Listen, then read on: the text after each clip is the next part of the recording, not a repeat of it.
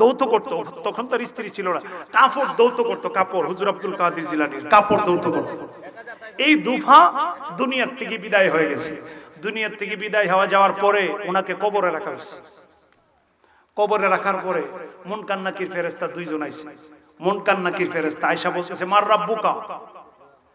এই দুফায় এই খাদেম ডাক দিয়া কয় আব্দুল কাদের জিলানী। আল্লাহু আকবার কোন। দুফায় বলেন আব্দুল কাদের জিলানী।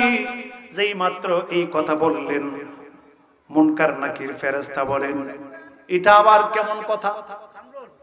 মার রাব্বুকার জবাবে বলতেছে আব্দুল কাদের জিলানী। এটা কোন দেশের হালুয়া? ফেরেশতারা কয় এটা আবার কি জবাব? ওমা দিনুকা। এই দুফায় হুজুর আব্দুল কাদের জিলানীর খাদেম উনি বলতেছেন আব্দুল কাদের জিলানী। আল্লাহু আকবার কোন। আব্দুল কাদের জিলানী। ফেরেশতারা বলতেছেন মান নাবিউকা, বলতেছে আব্দুল কাদের জিলানী। আল্লাহু আকবার কোন। আর জোরে কোন আল্লাহু আকবার। প্রমাণ আছে আমাদের কাছে, কিতাব আছে। যেই মাত্র ফেরেশতারা তিন প্রশ্নের জবাব শুধু আব্দুল কাদের জিলানী শুনে, ফেরেশতারা কয় এটা কেমন জবাব? ফেরেশতারা অবাক হয়ে গেলেন। আল্লাহু আকবার কোন। আল্লাহু আকবার বলেন। ফেরেশতারা অবাক হয়ে গেল। ফেরেশতারা এই জবাব কোন সময় শুনে নাই। ফেরেশতারা বলতেছেন আল্লাহ তোমার এক বান্দা কবরের ভিতরে আসছে, সে তাকে প্রশ্ন করলে সে জবাব দেয় আব্দুল কাদের জিলানী। আমার আল্লাহ ফেরেশতাদেরকে ডাক দেখো, ফেরেশতারা এই খাদেম সাধারণ খাদেম না, এই খাদেম হুজুর আমার আব্দুল কাদের জিলানী, আমার বান্দা, সে আমার পাগল, আমি তার, সে আমার আব্দুল কাদের জিলানী সেজদায় পড়ে রয়েছে আর আমাকে বলতেছে আল্লাহ আমার ভক্ত আমার দুফায় কিছুই জানে না, আল্লাহ তাকে কবরের প্রশ্নের জবাব ছাড়াই তারে উদ্ধার করে দিতে হবে, তাকে উদ্ধার করে দিতে হবে। আল্লাহু আকবার বলেন।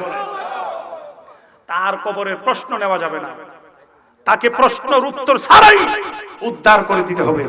আমার আল্লাহ বলেন ফেরেশতারা ছেড়ে দাও, ফেরেশতারা ছেড়ে দাও, তার পীর তার মুর্শিদ তার উস্তাদ যিনি সে আমার, আমি তার। আমার আব্দুল কাদের জিলানী বলতেছে তার ভক্ত মুরিদ এই দুফার যেন প্রশ্নের জবাব ছাড়াই তাকে কবরের বেড়া পার করে দেওয়া হয়। আব্দুল কাদের জিলানী সেজদায় পড়ে রয়েছে, আমি আমার মাহবুব বান্দা হুজুর আমার আব্দুল কাদের জিলানীর কথা আমি ফালাইতে পারি না, আমি তার প্রশ্নের জবাব ছাড়াই, সে যদিও বলে থাকে আব্দুল কাদের জিলানী, আমি প্রশ্নের জবাব ছাড়াই আমি আব্দুল কাদের জিলানীর ভক্ত মুরিদ দুফার কবরের বেড়া পার করে তাকে জান্নাতবাসী বানাই দিলাম। এত আস্তে সুবহানাল্লাহ মানতে পারলাম না। আরো জোরে বলুন আল্লাহু আকবার। তুমি নিজে মাইরো, কষ্ট হইতেছে আপনাদের? ইমাম সাহেব চিন্তা করেন না, তালেক শুনুন, চিন্তা করেন না, তাবারকও দেওয়া হবে।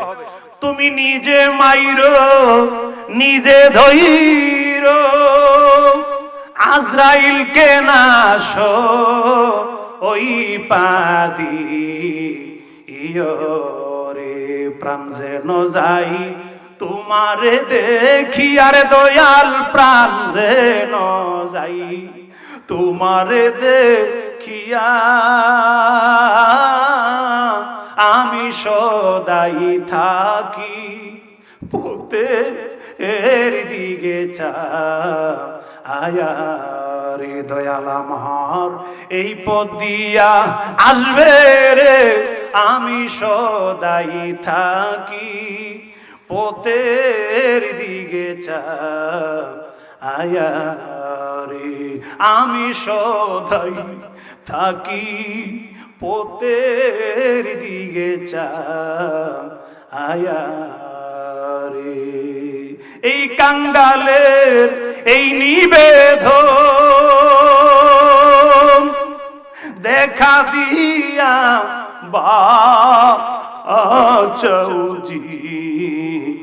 ইবনের মরি যেন চরণ যুগল পায়ারে, আমি মরি যেন চরণ যুগল পায়া, আমি সদাই থাকি পথের দিকে আয়ারে। মহব্বতে বলা যাবে কি আল্লাহু আকবার। এখানে কারা কারা পীরের মুরিদ হইছেন হাত তুলেন তো দেখি। পীরের মুরিদ হইছেন, পীরের কাছে বায়াত রাসূল গ্রহণ করেছেন। বায়াত রাসূল গ্রহণ করেছেন মাত্র অল্প সংখ্যক। কেন? যার পীর নাই, যার উস্তাদ নাই, যার মুর্শিদ নাই, শয়তান চেষ্টা করে তার মুর্শিদ হওয়ার জন্য, শয়তান চেষ্টা করে তার পীর উস্তাদ হওয়ার জন্য। কারণ সে তো খালি, সে তো খালি, তার উস্তাদ নাই। কথা কথা কথা বল। অনেকে যাক কথা লম্বা হয়ে যায়, আমি বলছিলাম অনেক কথা ভিতরে নিয়ে এসেছি, বলার সময় নাই। আল্লাহ যেন কবুল করে, আমিন কোন। কে দিবেন 3000 টাকা, 2000 টাকা, 1000 টাকা দেওয়ার মতন আছেন কেউ? দেখি তো কে আছে? আমার এই যুবকেরা, মুরব্বী